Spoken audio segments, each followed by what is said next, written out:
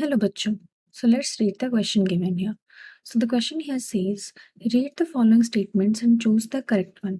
कि हमको यहाँ पे चारों स्टेटमेंट को पढ़ के करेक्ट ऑप्शन को चूज करना है. तो पहले अगर हम यहाँ पे देखें तो पहले हम देखेंगे कि हमारे पास इस क्वेश्चन का की कॉन्सेप्ट क्या होना चाहिए.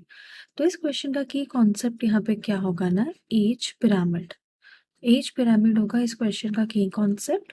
तो ये एज पिरामिड एक्चुअली में होता क्या है ना, ये एक ऐसा पिरामिड होता है जिसमें कि पॉपुलेशन को स्प्रेड किया जाता है या फिर पॉपुलेशन को सजाया जाता है on based of the reproductive age. उनके रिप्रोडक्टिव एज के आधार पर उनको यहाँ पे पिरामिड में रखा जाता है. हमको यहाँ पे फर्स्ट ऑप्शन में गिवन है कि ए एक ट्रायंगुलर पिरामिड है जिसमें कि pre reproductive stage is very large as compare to the reproductive post reproductive stage. मतलब इसमें बोला है कि यहाँ पे जो प्री रिप्रोडक्टिव स्टेज है वो क्या है ना, ग्रेटर है than the reproductive and post reproductive.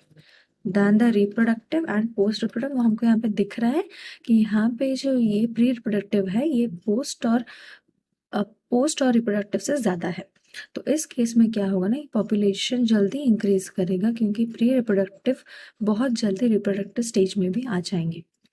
फिर बी में हमको जो पिरामिड गिवन है उसको बेल शेप पिरामिड बोलते हैं, जिसमें कि क्या होता है ना, यहाँ पे प्री रिप्रोडक्टिव जो होता है वो मोरलेस क्या होता है ना, यहाँ पे मोरलेस इक्वल होता है टू द रिप्रोडक्टिव इंडिविजुअल्स.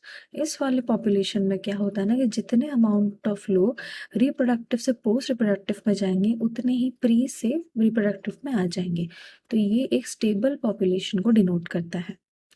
फिर हमको यहाँ पे थर्ड में क्या दिया है ना, थर्ड में दिया है कि ऑन शेप. तो ऑन शेप में क्या होता है ना, जो प्री होता है वो कम होता है हमारे रिप्रोडक्टिव से.